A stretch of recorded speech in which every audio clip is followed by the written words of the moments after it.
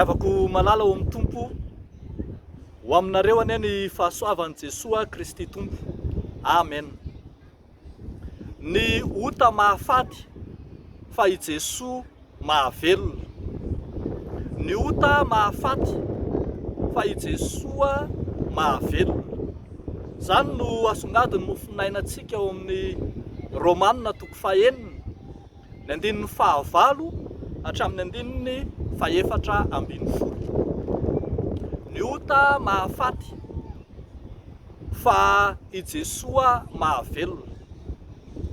Ambaran'ny soratra masina ry havako malala fa ny ota dia fisarahana amin'Andriamanitra, ary ao amin'ny toerana izay tsy misy an'Andriamanitra no misy ny ota. Rehefa miala amin'Andriamanitra ny olona dia ny fahotana sisa no mitoetra, hany ka tsy misy afa-tsy fahafatesana no hiafarany. Ny ota dia fisarahana mivantana amin'izy Andriamanitra. Tonga tafasaraka amin'Andriamanitra ny olona rehefa manota, ary tsy misy intsony ny mahavelona azy. Ambaran'ny ity mofinainantsika ity fa i Jesosy Kristy koa dia efa maty, ary izay rehetra manaiky hiara-maty aminy dia hiara-belona aminy koa. Arak'izany dia io Jesosy Kristy ilay efa maty nefa velona io no ananan'ny olona fahavelomana. I Jesosy Kristy ilay efa maty nefa velona no manome fiainana. Izy rery ihany no manaisotra antsika hiala amin'ny fahafatesana ho amin'ny fiainana, miala amin'izay fahaverezana misy antsika ho any amin'ny famonjena. Ny apôstôly Paoly dia mampirisika antsika ary mba hiazakazaka hiala amin'izany fahotana izany, na inona endriny, na ahoana fisehony, satria tsy misy afa-tsy fahafatesana no hiafarany. Fa atao amin'ny soratra masina kosa isika hiazakazaka any amin'ny Kristy, satria ao aminy no misy fiainana. Izy no efa niteny manao hoe zaho avy mba hananany fiainana sady hananany be dia be. Izao koa izy no lalana sy fahamarinana ary fiainana. Tsy misy olona makany amin'ny ray afa-tsy amin'ny alalany. Hoy ny apôstôly Paoly hoe ianareo dia ataovy efa maty noho ny amin'ny ota, aza velan-jaka intsony ny ota, aza manolotra ny momba ny tenanareo amin'ny ota, atoloro ny tenanareo ho an'Andriamanitra velona, toy ny efa maty nefa velona.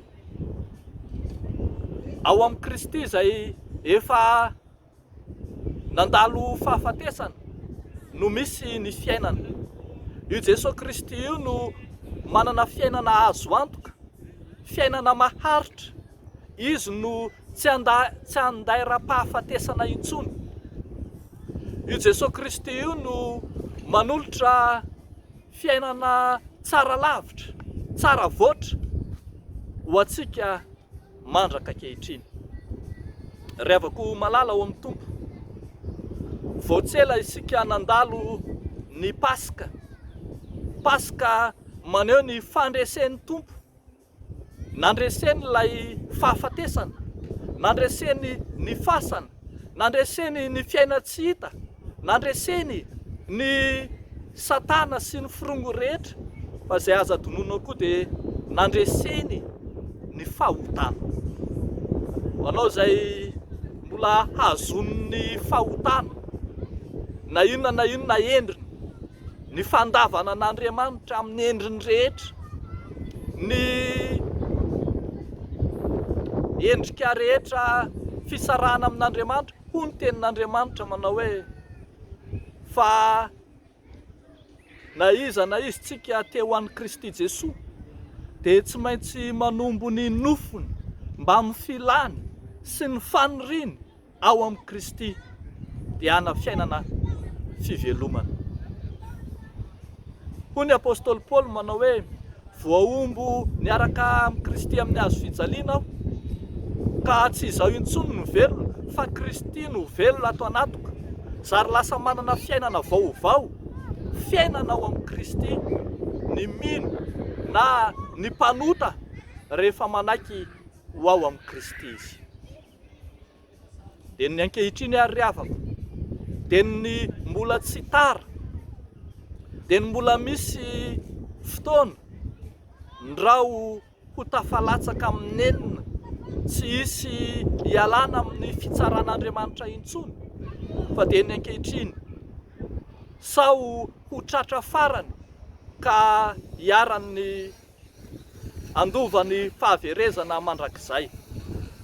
Ankehitriny mba hanjiny Jesosy Kristy ilay manome fiainana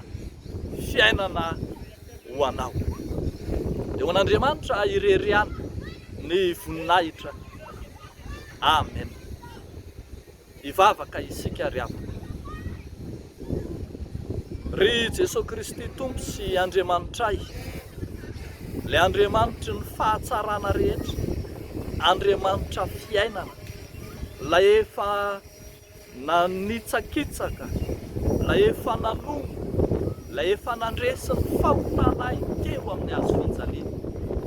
Reto izahay manatona anao amin'ny fanetretena, mitondra ny enta mavesatra rehetra. Ianao izay efa niteny taminay hoe ianareo miasa fatratra sy mavesatra entana, makanesa ety amiko izao amin'ny anareo fitsarana. Ianao ilay Andriamanitra tsy mba mandaho, ilay tsy mba mandahanay, ilay tsy mba manosy-botanana ny mpanota amin'ny bebaka, no atony ny nofo rehetra ankehitriny. Tompo, meo anay ny famelan-keloka, ny famondram-po, sokafo anay ny varavara ny famonjenako. Dia indro apetrakay aminao sahady izao herinandro vaovao izao, mba hiaina amin'ny fitiavana, hiaina amin'ny famelan-keloka, hiaina amin'ny famonjena efa natolotra ao zahay tsiraray avy. Dia ataonay sy angatahanay amin'ny anaran'i Jesosy izany vavaka izany. Misaotra Tompo. Amen.